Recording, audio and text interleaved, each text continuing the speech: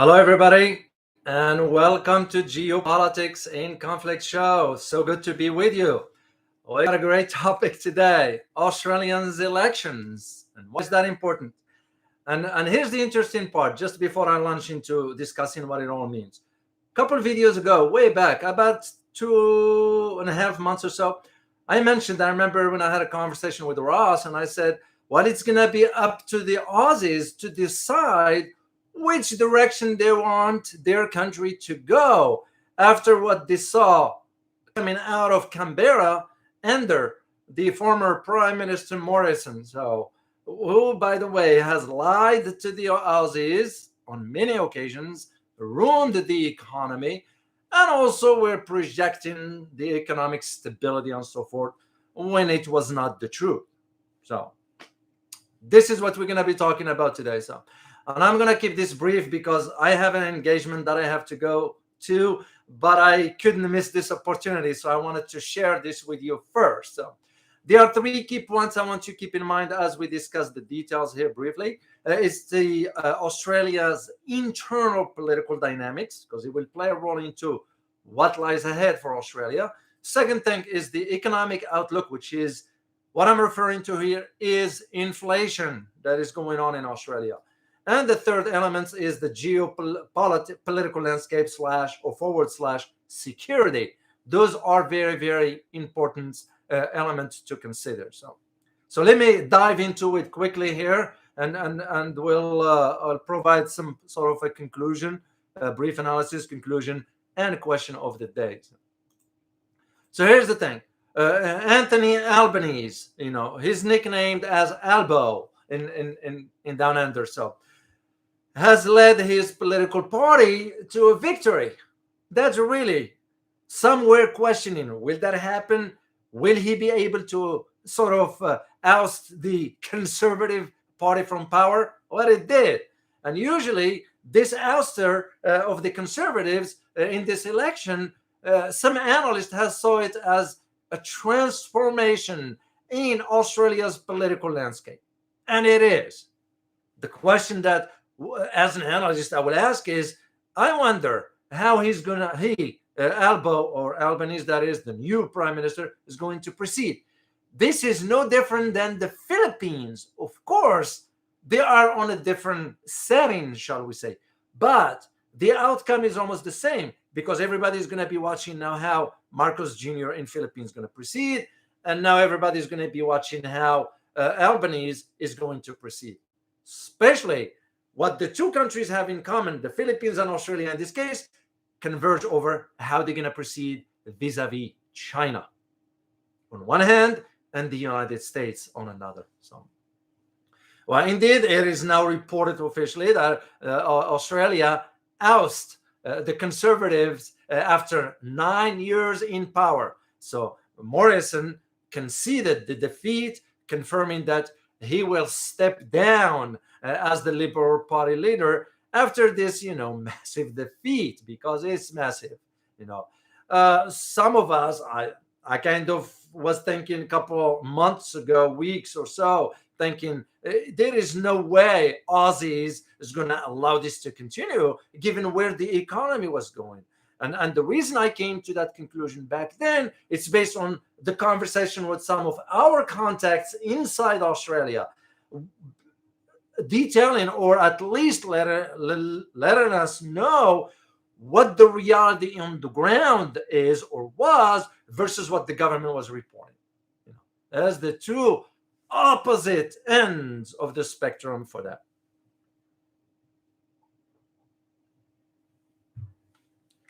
And this is why the defeat, some have expected it, others didn't. Nonetheless, the country is going to have to move forward, and the world will have to come to a grip with this reality. Well, when I say the world, what am I referring to here? Well, the Western world, and I'll tell you why in a second. Bojo, of UK, now that I know what it reference to, Boris Johnson, on Saturday, today, congratulated the working class Albanese. Interesting how the British media used the term the working class Albanese on his election as Australia new leader. pledging, this is the UK, pledging to work together on trade and make the world greener. Yeah, right. Coming out of Britain. Would you trust the Brits? I won't, but that's me. So here's the interesting one fact about Albanese or Alba. No, we call him the Prime Minister Albanese. I usually nicknames are cool and all that, but proper respect, protocol that is. So speaking in Adelaide, Prime Minister Albanese welled up, and why he welled up? Because he reflected on a journey to where he is, moving from a son of a single mom living in a Sydney housing to now being the leader of Australia. It's a big accomplishment. I listened to his statements, and he was sincere. He was humble about it. This is not using. We know how some politicians are. We shall not generalize. Each one of us have a story, but some usually use it to take advantage of whatever. He was sincere, in my opinion. And he noted that that's what I found very interesting about his statements. The Prime Minister Albanese noted that he would be the first Australian with non-Anglo or Celtic surname to be a Prime Minister, which is true. If you look at the history of the former prime ministers throughout the history of Australia. So here's the thing. Let's talk briefly here about the economic outlook of what lies ahead for Australia. So economically, Australia's economy is highly dependent on China, believe it or not, no matter what they say, And such high dependence, sort of, some have argued that it made the country's political, military, and academic circles worry about Australia's economic security. Well, Australia was benefiting from that trade. It was their policy that the former Prime Minister Morrison embarked on that took the country in a different direction.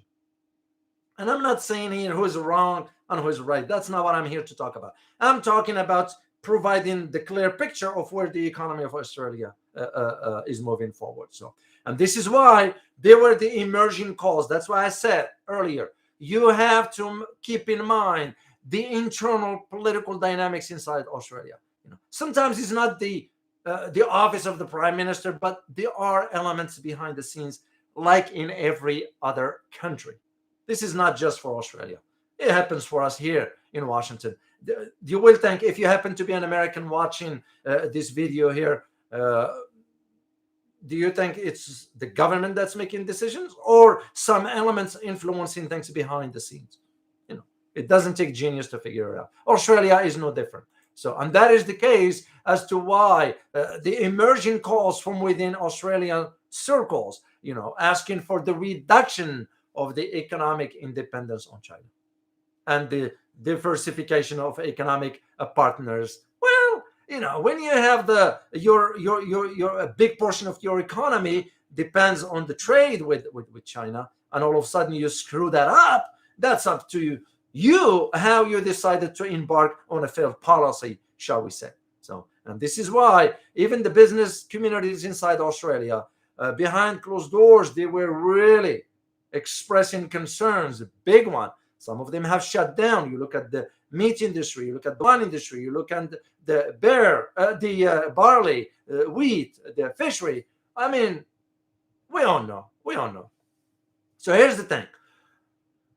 And even the question, or not the question, the concerns back then was, well, whomever is going to come into the government will have to address the economic situation. And this is where I say the Prime Minister Albanese, one of his top priorities is going to have to turn this economy around, the Australian economy, that is.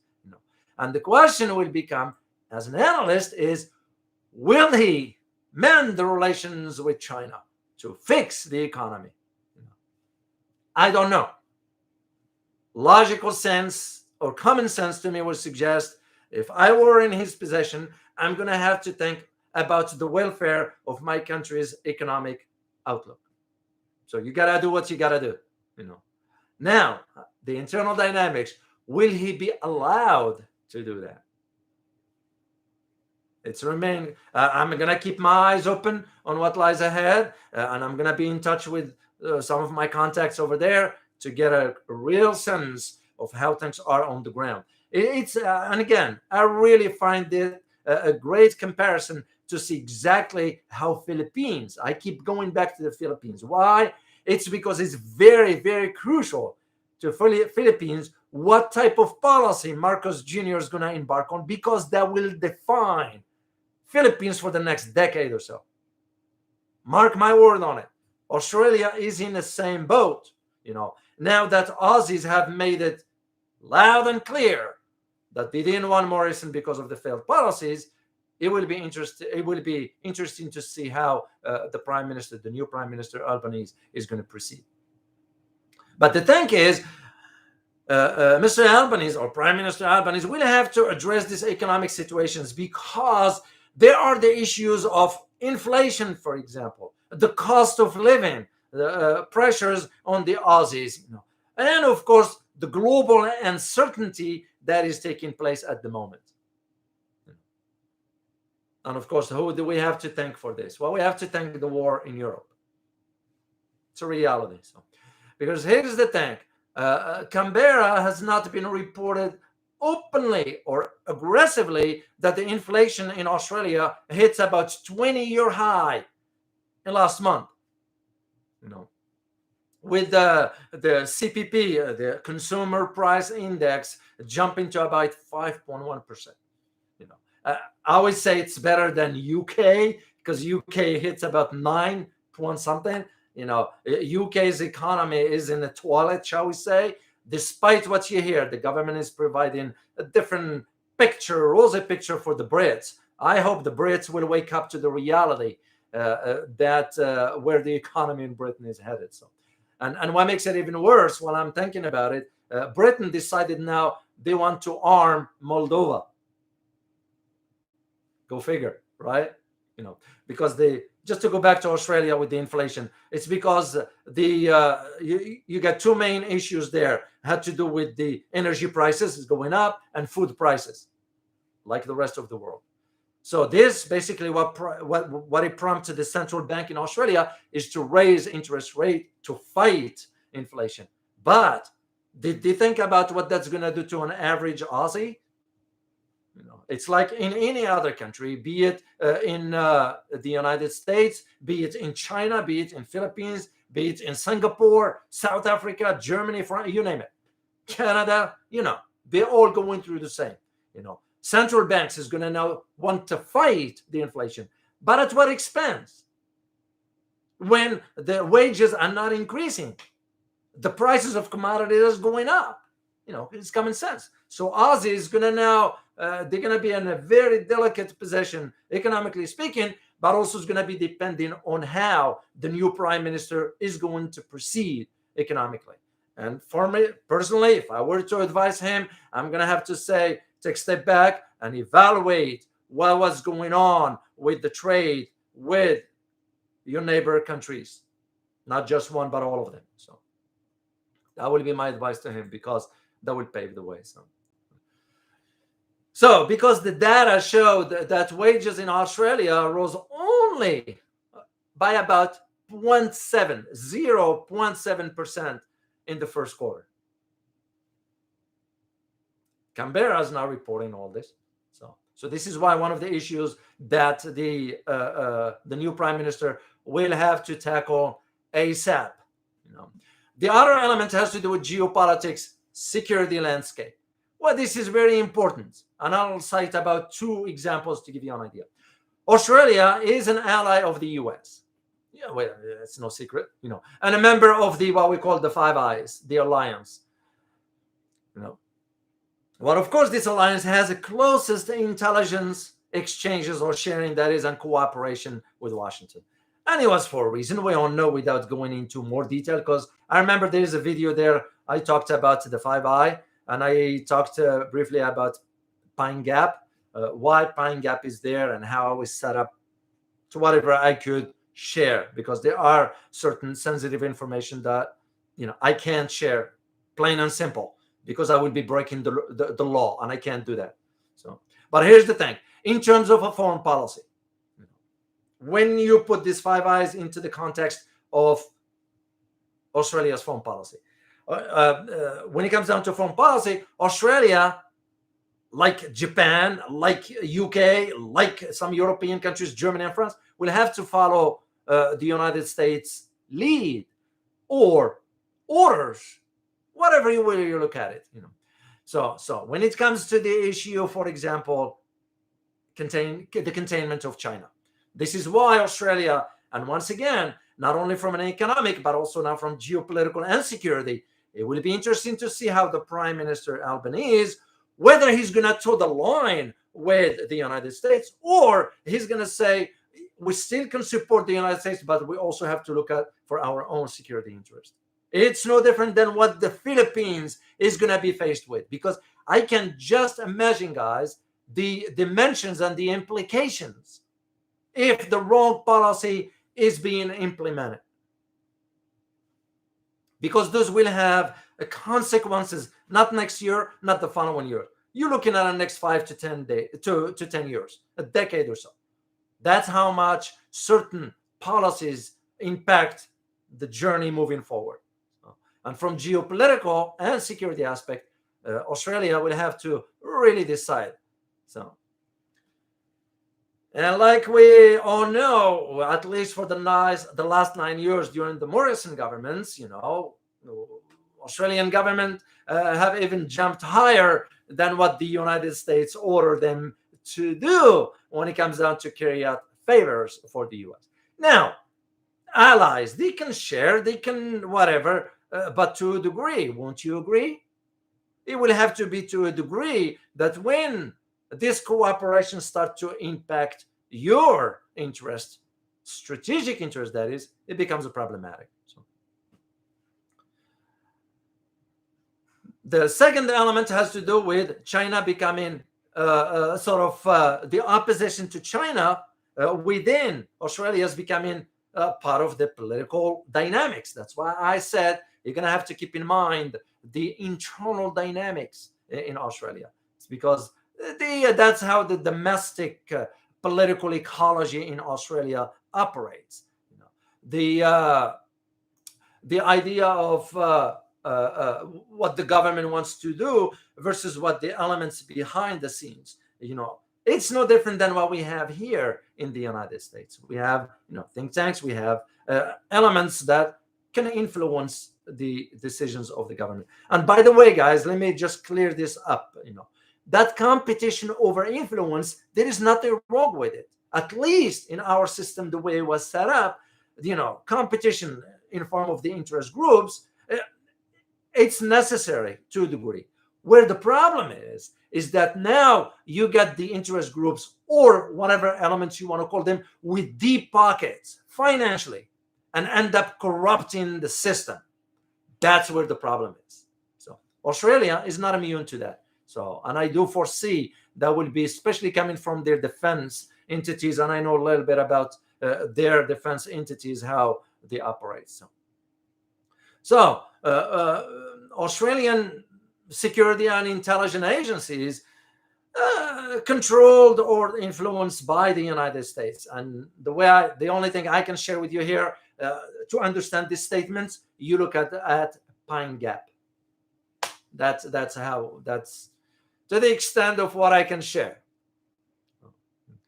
But here's the thing. Because this is a reality, and not only applied to Australia. Excuse me. That applies to other countries as well. Many countries now are facing a situation where they have two things. They have to rely, yes, I will use the term rely on China for their economy, okay? Then they have to rely, and I will use the term again, on the US for their security. But they are ultimately able to maintain a balance. These are some countries, and you ask yourself, why Australia can do that? They couldn't do it. That's what led to what it led in the last year and a half to 2 years, especially when China cut off the trade with Australia, and Aussies end up, Australian businesses and all that end up suffering. There are other countries, like, for example, I can name one like Singapore, for example, Philippines to a degree. This is why Philippines, I'm keeping an eye open on Philippines, Vietnam, they're all balancing between, yes, there's the reliance on the US security, but also there's this reliance on technology. South Korea, it's a perfect example where the current president, United States president, US president rather, is in South Korea, kind of looked at the economic interest of the South Korean companies and decided to say to the United States, no, sorry, we can't bash or badmouth China because our economy depends heavily on it. No. Now, Japan is a different story. And more I'm learning about and digging into the history of Japan and China, and I find it very, very fascinating that I'm going to need to really do a deeper dive into this topic or issue, shall we say. So the question becomes, why Australian couldn't do that? Why they couldn't balance between the two? Yes, you are relying on US security, but also you're relying on China's economy or trade, that is. So. And again, the quick answer to that, it has to do with both the internal and external dynamics. There are external factors that usually comes out like, and I will use the term straightforward, pressure from the US. And Australia fits into this model. Japan fits into this model. Germany fits into this model. France fits into this model. Canada, UK. Yeah, those are examples. But also you need to understand why that is, especially in the case of Australia, because Australia, it is considered one of the fulcrums when it comes down to the US Asia-Pacific strategy, like Japan. So you can just see now the dynamics of how it is working moving forward. And this is why I kind of thought about the idea of, which hits me last night, by the way, guys, when I was thinking, and okay, besides what I talked about regarding the United States president trip to South Korea and Japan, is there something else that's really behind the scenes? And it dawned on me that it also has to do with the reduced influence of the US in the Asia-Pacific realm. Or could we go as far as saying maybe the possible loss of US influence into the Pacific, the Asia-Pacific realm vis-a-vis China? It's logical, it's pragmatic to sort of state something like this because it's reality. That's the way I see it. When I look at the landscape, the geopolitical landscape, I have to look at it pragmatically. I remove my emotions from it. I'm an American, of course. I have to think about my country's strategic interest, but I also have to read into what that geopolitical landscape is interpreting or emanating to the rest of the world. I can't let my emotions get in the way. This is why pragmatism comes in, because you have to detach yourself from the emotions. Otherwise, your analysis, your assessments will become some sort of inclined or influenced or not well balanced, shall we say. So this is where I see it in the case of Australia and Japan, in that matters. So it's difficult for example, for the two countries in this case, Australia and Japan, to strike a balance between the two when it comes down to US and China. I can see the dilemma they are in. Why? Because the US doesn't allow them. We have the means to do that.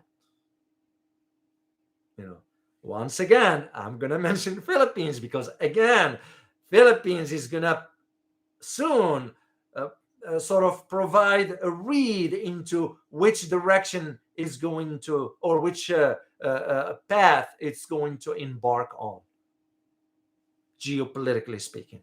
And I'm very, very interested in knowing that. So when you take Australia with these new elections and you take the internal dynamics, you have to consider also that political parties, okay, and politicians, not all of them, I shall not generalize, but in the case of, for example, former Prime Minister Morrison, they all have to strive, shall we say, for the recognition from the United States and the support from the United States. Because the support of the US means something. We can't deny that. It's the reality. And that's why those leaders, we have to sing to the tune of the United States music sheet or notes, whatever you want to call it. And that's usually how it works. Again, it will be interesting, this new Prime Minister Albanese, how he's going to proceed.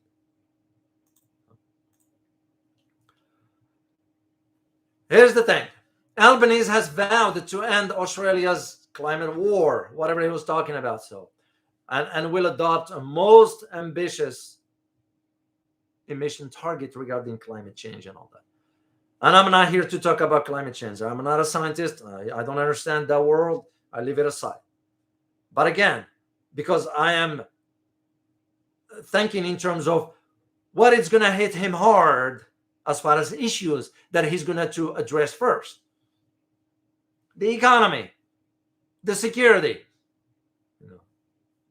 AUKUS, because it is going to have to decide how they're going to proceed. Well, as you all know about AUKUS, UK, Australia, and the US signed the security agreement in September 2021, with the sole purpose is to counter China, growing influence in the Pacific. We all know this. It's not a secret.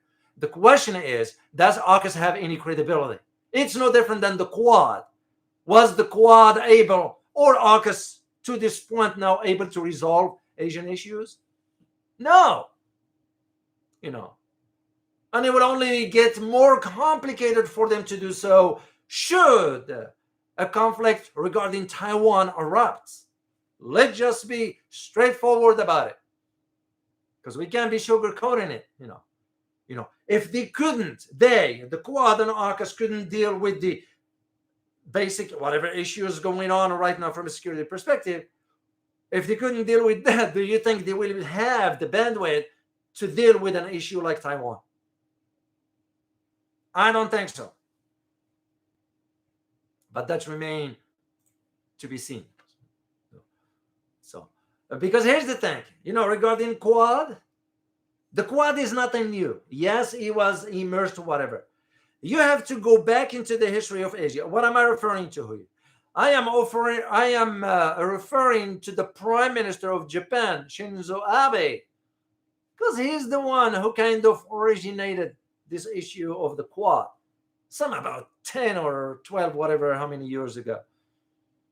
But he has accomplished nothing during the whole time frame. And because he couldn't either offer a solution or propose alternatives, as I said earlier, to any Asian issues, and there are plenty. You think about, for example, the basic disputes that exist on South China Sea. You think about, for example, trade. You think about, for example, ASEAN. You think about, they couldn't do nothing about it. It's because they don't have credibility first, and it's irrelevant. Let's just say it for what it is. So, but here's the thing. By comparison, two of the Quads, Japan and Australia, as Korea also, have joined RCEP, which is the largest trade group that includes China and ASEAN countries. Could this fact in itself undermine the influence of the Quad in Asia? I always say so. It's common sense. So here's the thing. I am reminded, and I'm going to conclude here. I am reminded of, and I follow some academicians here in the US, the one that I can sense they are pragmatic. Well, one of them is Professor Peter Kuznick, you know. And I remember him saying what, and I even kept it here to use it, and I quote him here: the dominant paradigm of the United States is competition. Okay, this means defeating China. It means also the US reasserting itself as the hegemonic force in Asia, doing whatever it can, militarily, politically, and economically, and in terms of the alliances, to strengthen its position vis-a-vis China. And why is that? Because it sees the latter as the real rival in the world today. End of quote. Because we all know that the 21st century geopolitical landscape has already shifted. Gone the era when the world was sort of dominated by one sole power, the United States. That era is coming to an end. Or would it be fair to say has come to an end? But don't get me wrong, guys. The US is still a major power. and I am sure countries won't want to find that out. But the realities on the ground, geopolitically speaking, suggest that the shift is already underway. And that's exactly what Professor Peter Kuznick was referring to. And I'm going to leave you with the question of the day. And the question is, how Australia's new PM, Albanese, will deal with China. Again, how the new Australian Prime Minister, Albanese, will deal with China. As always, guys, stay informed. Till next time. See you. Bye-bye.